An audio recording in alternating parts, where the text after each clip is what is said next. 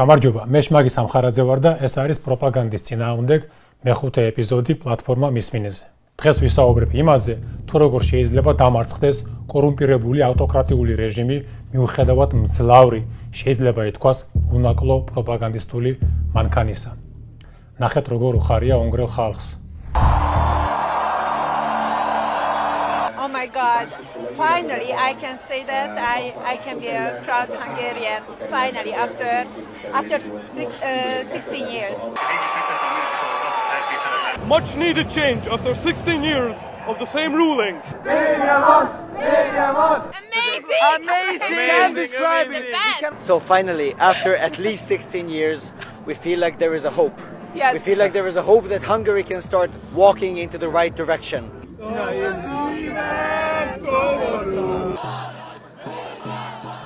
უნგრეთში წლების განმავლობაში შენდებოდა ერთ-ერთი ყველაზე ძლიერი და ორგანიზებული პროპაგანდის სისტემა ევროპაში. ვიქტორ ორბანის მმართველობის პერიოდში მედიის დიდი ნაწილი აღმოჩნდა ხელისუფლების გავლენის ქვეშ. სხვა შეფასებით, საინფორმაციო სივრცის დაახლოებით 70-80% კონტროლდებოდა პროსამთავრობო სტრუქტურების მიერ. 2018 წელს კი ასობით მედია საშუალება გაერთიანდა ერთ დიდ პლატფორმაში, კესმა, რამაც ეს კონტროლი კიდევ უფრო გააძლიერა. მაგრამ საქმე მხოლოდ მედიაში არ იყო. საარჩევნო კამპანიების დროს სახელმწიფოს რესურსები და სამთავრობო კომუნიკაცია სრულად გამოიყენებოდა მმართველი პარტიის სასარგებლოდ, რაც ქმნიდა აშკარად არათანაბარ პირობებს. ამასთან ერთად, კამპანია აგებული იყო შიშზე. მთავარი მესიჯი იყო მარტივი და ძლიერი: მშვიდობა ან ომი. აბა ომი გინდათ? ოპოზიცია წარმოდგენილი იყო როგორც ძალა, რომელიც ქვეყანას ომში ჩაითრევდა. პარალელურად მუდმივად იქმნებოდა მტრის ხატი. იქნებოდა ეს ევროკავშირი, ჯორჯ სოროსი, არასამთავრობო ორგანიზაციები თუ შიდა პოლიტიკური ოპონენტები. და ამას ემატებოდა კოორდინირებული ციფრული კამპანიები სოციალურ ქსელებში, განსაკუთრებით ტელეგრამზე, სადაც ერთსა და იმავე მესიჯებს მასობრივად ავრცელებდნენ. ეს იყო სისტემა, რომელიც მუშაობდა ყველა დონეზე: მედია, პოლიტიკა, ემოციები, ინფორმაცია. ეს იყო პროპაგანდა, რომელიც აშენებული იყო მაღალი ხარისხით, კოორდინაციით და ძალიან ზუსტი მესიჯებით. და მიუხედავად ამ ყველაფრისა, ის წარედ დამარცხდა. პიტერ მადიარმა დაამარცხა სისტემა, რომელიც წლების განმავლობაში თითქმის შეუვალი ჩანდა. და ზუსტად აქ ჩნდება მთავარი კითხვა: როგორ შეიძლება დაამარცხო ასეთი მასშტაბის, ასეთი ორგანიზებული და ასეთი ძლიერი პროპაგანდის მანქანა? შეხედეთ ამ კადრს.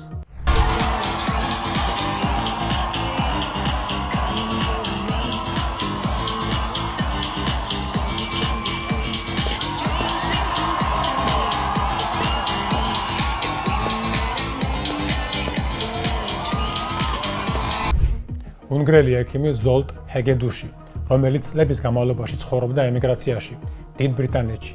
ჰქონდა წარმატებული კარიერა და შემოსავალი, მაგრამ 10 წლის წინ ის დაბრუნდა საკუთარ სამშობლოში. იმისთვის, რომ ემუშავა ჯანდაცვის სისტემის გაუმჯობესებაზე. შეისწავლა რეალობა, ბევრი იშრომა, ამხილა კორუფციული სქემები, გაწერა გეგმა და დღეს ძალიან გახარებულია. ვინაიდან ჯანდაცვის მინისტრის პოსტზე შეძლებს ჩანაფერკის განხორციელებას. ამიტომაც ცეკვავს. მას შეეძლო უბრალოდ ეცხოვრა იქ, სადაც ჯანდაცვის სისტემა აწყობილია. თუმცა მან აირჩია რთული გზა. შეექმნა კარგი ჯანდაცვა საკუთარ ქვეყანაში. და ამას ერთი მარტივი სიტყვა ჰქვია: პატრიოტიზმი. ახლა შეხედეთ მეორე სურათს.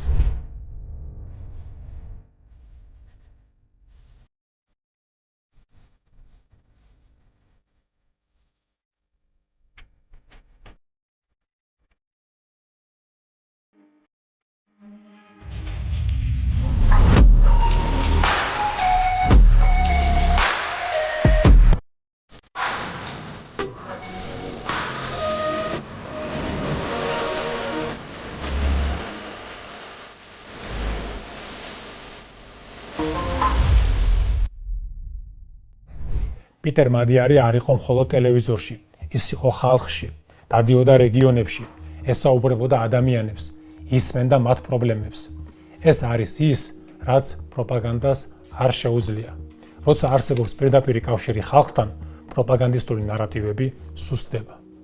პატრიოტიზმი, ხალხთან კავშირი, ცვლილებების რწმენა და სიყვარული, რაც საბოლოოდ შიშზე უფრო ძლიერი აღმოჩნდა და რა თქმა უნდა, უზარმაზარი შრომა. თავარი გაკვეთილი კი ისაა, რომ რამდენადაც არ უნდა იყოს პროპაგანდა ძლიერი, რამდენადაც არ უნდა იყოს სისტემა ორგანიზებული, ის მაინც შეიძლება დამარცხდეს, როცა მას წინ აღუდგებიან ადამიანები, რომლებიც მართლა რაღაცას ქმნიან. გადავიდეთ შემდეგ თემაზე. ნახოთ ეს ვიდეო. რუსეთი ირანის ომში პირდაპირ არ მონაწილეობს, მაგრამ სწორედ ის იგებს 19 მილიარდი ერთ თვეში. 2022 წლის მერე ყველაზე მეტი. ამას ემატება ისიც, რომ პუტინი ახლო მომავალში აპირებს პეკინში ჩასვლას, თუმცა ზუსტი თარიღი ჯერ ცნობილი არ არის. ამ ვიდეოში გვიყვებიან თითქოს და რუსეთი იმარჯვებს, რომ რაც არ უნდა ხდებოდეს სოფლიოში, იქნება ეს ახლო აღმოსავლეთში თუ დასავლეთში, საბოლოოდ ყველაფერი მაინც რუსეთის სასარგებლოდ ვითარდება. მაგრამ აქ არის ერთი პრობლემა. თუ დავაკვირდებით, ისინი საერთოდ არ საუბრობენ იმაზე, თუ რა ხდება რეალურად რუსეთში. მოდით, უბრალოდ გასული კვირის ამბებს შევხედოთ. ამ კვირაში ვნახეთ ცნობილი ბლოგერის მიმართვა პუტინისადმი, სადაც ის პირდაპირ საუბრობს ქვეყნის შიგნით არსებულ პრობლემებზე. პუტინის სამთავრობო შეხვედრა, სადაც ღიად საუბრობენ, რომ ეკონომიკა სტაგნაციაში შევიდა და ასევე კრემლისადმი ლოიალურად მიჩნეული პოლიტიკოსის ვიქტორ ორბანის მწარე მარცხი ევროპაში.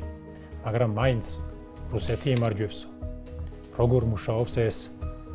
მედიაში ამას სხვადასხვა სახელით მოიხსენიებენ agenda setting, დღის წესრიგის განსაზღვრა, როცა გიწყვეტენ რაზე იფიქრო, framing, ჩარჩოში მოქცევა და ინტერპრეტაციის განსაზღვრა, როცა ერთსა და იმავე ფაქტს სხვადასხვა კუთხით გაჩვენებენ, ასევე ნარატივის კონტროლი, როცა მთლიან სურათს თავად აგებენ და ასევე შერჩევითი გაძლიერება, როცა რაღაც თემებს აძლიერებენ, ხოლო პრობლემურს აქრობენ. მოდით თითოეულ ამ მაგალითს ცალ-ცალკე შევხედოთ. ხანდახან სისტემას ყველაზე კარგად არა ოპოზიცია, არამედ თავისიანები ამხელენ. ნახოთ ეს ვიდეო მიმართვა. Владимир Владимирович, вас боятся, народ вас боится, блогеры вас боятся, артисты боятся, губернаторы вас боятся, а вы президент нашей страны. Многого вы не знаете. В Дагестане было очень страшное наводнение. Люди теряли абсолютно все. Почему не было никакой помощи в ближайшие 24-48 часов? Анапа. Вам же там рассказывают, что в Анапе у нас все хорошо, и сейчас сезон открывается. Там опять пятно мазутное. Никакого сезона купания не будет. Сейчас, я не знаю каким образом, уже, по-моему, подписали закон о том, что можно убивать краснокнижных животных. А соцсети, которых вы нас лишили, помогают очень многим россиянам общаться со своими родственниками, которые не живут в России. Это делается во времена вашего правления, Владимир Владимирович. Это тоже неправильно. ეს არის ვიქტორია ბონია, ადამიანი, რომელსაც არ მიიჩნევენ რეჟიმის კრიტიკოსად. მან მიმართა ვლადიმერ პუტინს და წამოჭრა რამდენიმე თემა, რომლებსაც მისი თქმით არც ერთი გუბერნატორი არ გააჟღერებს. მან დაიწყო დაღესტანში მომხდარი წყალდიდობით. ეს იყო ბოლო წლების ერთ-ერთი ყველაზე მასშტაბური კატასტროფა. დაზარალდა ათასობით ადამიანი, იყო მსხვერპლი, განადგურდა ინფრასტრუქტურა. ბონია აქცენტს აკეთებს მთავრობის რეაქციაზე. მისი თქმით, დახმარება ეგვიანებდა, ხოლო ჩინოვნიკები რეალობას მოწყვეტილი ჩანდნენ. ის ასევე ახსენებს სიმბოლურ სცენასაც, როდესაც წყალში მდგომ ხალხთან ჩინოვნიკი მივიდა, რომელსაც წინ ხალიჩა დაუფინეს, რომ ფეხები არ დასველებოდა. 18 წუთიან ვიდეოში ის უამრავ საკითხს შეეხო: ეკოლოგიურ პრობლემებს, ანაპაში ნავთობპროდუქტების გაჟონვის შემდეგ, ინტერნეტისა და სოციალური ქსელების შეზღუდვებს, რეგიონებში პირუტყვის მასობრივ განადგურებას. ვიდეო სწრაფად გავრცელდა, მილიონობით ნახვა და რეაქცია დააგროვა. არ დააყოვნა კრემლის პასუხმაც, რომ ვიდეო ნახეს და ამ საკითხებზე მუშაობა მიმდინარეობს. მაგრამ პარალელურად ლოიალურ მედიას მიეცა სიგნალი, არ გააძლიერონ ეს თემა. ეს აღარ არის კლასიკური პროპაგანდა, სადაც გეუბნებიან რა არის სწორი და რა არასწორი. აქ უკვე მუშაობს სხვა მექანიზმი, ყურადღების მართვა. მედიის მკვლევარი უოლტერ ლიპმანი წერდა, რომ მასობრივი აუდიტორია რეალობას აღიქვამს არა პირდაპირ, არამედ იმ თემების საშუალებით, რომლებიც თვალსაჩინო ხდება. მოგვიანებით ამას ეწოდა agenda setting-ის თეორია, დღის წესრიგის მართვა. მარტივად რომ ვთქვათ, ხელისუფლება გავლენას ახდენს არა მხოლოდ იმაზე, თუ რას ფიქრობენ ადამიანები, არამედ იმაზეც, თუ რაზე უნდა იფიქრონ საერთოდ. კარგად დააკვირდით, ამ შემთხვევაში კრიტიკა მოდის არა ოპოზიციისგან, რომელსაც ადვილად გააშავებ, არამედ თავიანთი ადამიანისგან, ლოიალური ბლოგერისგან დიდი აუდიტორიით. და ასეთი სიგნალები ბევრად უფრო საშიშია, რადგან აჩვენებს, რომ უკმაყოფილება შეიძლება არსებობდეს თავად სისტემის შიგნითაც. ამას კარგად ხსნის ელიზაბეთ ნოელ-ნოიმანის დუმილის სპირალის თეორია. ადამიანები საკუთარ რაზს უფრო მარტივად გამოხატავენ მაშინ, როცა გრძნობენ, რომ სხვებიც იზიარებენ მას. თუ ასეთი თემა მასშტაბური არ გახდა, ის სწრაფადვე ქრება. ამიტომ გამოიყენება რბილი სტრატეგია, არა დაპირისპირება, არა კონფლიქტი, უბრალოდ თემის ჩაქრობა. კვირის კიდევ ერთი მნიშვნელოვანი ამბავი რუსეთში. ვლადიმერ პუტინმა ჩაატარა ეკონომიკურ საკითხებზე სპეციალური შეხვედრა. მასში მონაწილეობდნენ მთავრობის ეკონომიკური ბლოკის წარმომადგენლები, მინისტრები, ცენტრალური ბანკის ხელმძღვანელობა და სხვა ოფიციალური პირები. პირდაპირ ითქვა, რომ ეკონომიკა უკვე 2 თვეა შემცირების ფაზაშია. კერძოდ, წლის დასაწყისში დაფიქსირდა ვარდნა დაახლოებით 1.8%. პრობლემები ჩანს რამდენიმე საკვანძო სექტორში: მრეწველობა, დამამუშავებელი ინდუსტრია და მშენებლობა. გარდა ამისა, თავად პუტინმა აღნიშნა, რომ რეალური მაჩვენებლები არ ემთხვევა პროგნოზებს. ფაქტი არ იმალება, მაგრამ არც მთავარი თემა ხდება. პრობლემა არსებობს, მაგრამ ყურადღების ცენტრში არ ხდება. მედიაში ამას შეერთ ახსენენ როგორც selective amplification, ანუ ინფორმაციის შერჩევით გაძლიერებას ან დასუსტებას. შედეგად იქნება სურათი, სადაც რეალური სიგნალები არსებობს, მაგრამ ისინი თითქოს და არ განსაზღვრავენ საერთო ნარატივს. დამარცხდა ვიქტორ ორბანი, პოლიტიკოსი, რომელსაც წლების განმავლობაში მიიჩნევდნენ რუსეთის კაცად ევროპის შიგნით. ის ხშირად აკრიტიკებდა ევროკავშირის საერთო ხაზს, აფერხებდა გადაწყვეტილებებს და მნიშვნელოვან როლს თამაშობდა ისეთ საკითხებში, როგორიცაა უკრაინის მხარდაჭერა და სანქციების პოლიტიკა. ამიტომ მისი მარცხი ეს მხოლოდ შიდა პოლიტიკური ამბავი არ არის. ეს ნიშნავს, რომ რუსეთმა ევროპის შიგნით ერთ-ერთი მთავარი საყრდენი დაკარგა. თუმცა რუსულ და პრორუსულ მედიაში თითქმის არ ხვდება პირდაპირი შეფასება, რომ ეს არის მარცხი. ამის ნაცვლად აქცენტი გადააქვთ სხვა მიმართულებით. საუბარია ევროკავშირის შიდა დაპირისპირებაზე, გარე ზეწოლაზე ან ზოგადად რთულ პოლიტიკურ პროცესებზე. მედიაში ამას ეწოდება framing, როდესაც ფაქტი უსვლელი რჩება, მაგრამ იცვლება ის, თუ როგორ უნდა აღვიქვათ ეს ფაქტი. ეს მიდგომა დეტალურად აქვს აღწერილი მედიის მკვლევარს რობერტ ენტმანს, რომელიც ამბობს, რომ მედია არა მხოლოდ გვაწვდის ინფორმაციას, არამედ განსაზღვრავს, როგორ უნდა გავიგოთ ეს ინფორმაცია. ახლა კი დავუბრუნდეთ ირანს. ირანი რუსეთისთვის მხოლოდ ენერგორესურსების ფასები არ არის. ეს არის სამხედრო თანამშრომლობა, დრონების მიწოდება, სანქციების გვერდის ავლის სქემები და ზოგადად მნიშვნელოვანი პარტნიორი საერთაშორისო იზოლაციის პირობებში. და ასეთ პირობებში ირანის დასუსტება ავტომატურად ნიშნავს რისკებს რუსეთისთვისაც. თუმცა პროპაგანდისტები საუბრობენ რუსეთის მოგებაზე. ამას ეწოდება narrative control, ნარატივის კონტროლი, როდესაც მრავალფაქტორული წინააღმდეგობრივი რეალობა იკუმშება ერთ ხაზამდე, ერთ მარტივ გასაგებ ნარატივად. ამაზე ჯერ კიდევ უოლტერ ლიპმანი წერდა, რომ ადამიანები რეალობას აღიქვამენ არა მთლიანობაში, არამედ გამარტივებული სურათების მეშვეობით. არ გვეუბნებიან, რა ხდება რეალურად. ეკონომიკის ვარდნა, სტაგნაცია, დაღესტანში მომხდარი კატასტროფა და სისტემური პრობლემები, რაზეც უკვე თავად ლოიალური ბლოგერები საუბრობენ. ვიქტორ ორბანის მარცხი და რუსეთის გავლენის შემცირება ევროპის შიგნით, ირანის რუსეთისთვის მნიშვნელოვანი პარტნიორის შესუსტება, პუტინის რეიტინგის ვარდნა და უამრავი სხვა პრობლემა. ამ რეალობაზე საუბარი არ აწყობთ და ამიტომ გვეუბნებიან ამას.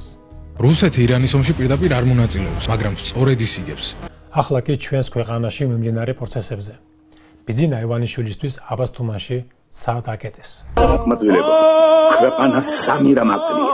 ცას კიბე, ის რას ხიდი. ადამიანს სამართალი კარგად დაიმოს. აი ასე ხიდნენ საქართველოს და თვითმფრინავებისთვის წაიკეტება აბასთუმნის თავზე 50 კილომეტრის დიამეტრზე. სახელმწიფო საქართველოს საავიაციო სივრცის ჩაკეტვას იმით ამართლებს, რომ აბასთუმნის ასტროფიზიკურ ობსერვატორიას გამჭვირვალედ სასჭირდება. ქართული ოცნების მილიარდერ დამფუძნებელს აბასთუმანში 2020 წლიდან აქვს საოჯახო რეზიდენცია. საჯარო წყაროების მიხედვით ივანიშვილსა და მასთან დაკავშირებულ კომპანიებს აქ ეკუთვნით 1000-ობით კვადრატული მეტრი მიწა, რამდენიმე საცხოვრებელი სახლი, მშენებარე სასტუმროები და ვერტფრენის დასაჯდომი მოედანი. ახლა კი მოვისმინოთ თუ რას ამბობს ამაზე ოცნების ერთ-ერთი პროპაგანდისტი. ბიძინა ივანიშვილმა აქცია წალკოტად აბასთუმნის კურორტი, თუმცა უსამშობლო აგენტებისგან არაფერი უნდა გაგვიკვირდეს. ცნობილი ხელწერაა ძალის, რომელიც საქართველოში ბომბების წვიმას შენატრის, როდესაც სასიკეთო ხდება რუსულ პროექტს და ნგრევას არქმევს. კიდევ ერთი. ცდილობენ არ დაუშვან სამეცნიერო პოტენციალის ათვისება. არ ვიცი, ახლა მე რადიკალურ ოპოზიციას გზა ევიწროება თვითმფრინავების გადასაფრენად, თუ რატომ აქვს ეს პრობლემები. აქ გამოიყენება ორი მთავარი მექანიზმი, რომლითაც მუშაობს პროპაგანდა. როცა კითხვებზე პასუხის ნაცვლად ადამიანებს აკრავენ იარლიყებს. აგენტები, ტრები მოქმედებენ ქვეყნის წინააღმდეგ.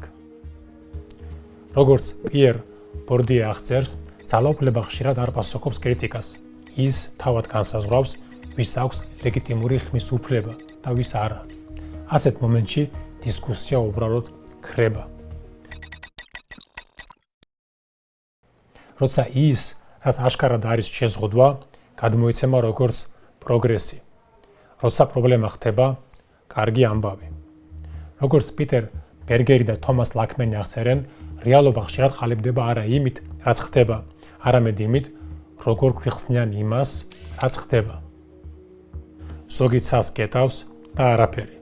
ზოგს კიდე გზის გადაკეთვისთვის 5000 ლარით აჯარიმებენ. ეს ჯარიმები გაიზარდა სწორედ მაშინ, როცა პროტესტები დაიწყო, ადამიანების ფინანსურად დაშინებისთვის. კიდევ ერთხელ. მადლობა. ქვეყანა სამი რამ აკლია. ცას კიდე. ის რას ხიდი. ადამიანს სამართალი. კარგად დაიმოს. აი ასე ხიდნენ საქართველოს და ახლა კი მინდა განახოთ ორი რეალობა, ორი განსხვავებული სამყარო, ერთ სივრცეში. ნახოთ ეს ორი ვიდეო. არანაირი არჩევნები არ იქნება. არანაირი. ის გამოაცხადებს საგანგებო მდგომარეობას და თავის თავს გამოაცხადებს იულიუს კეისრად.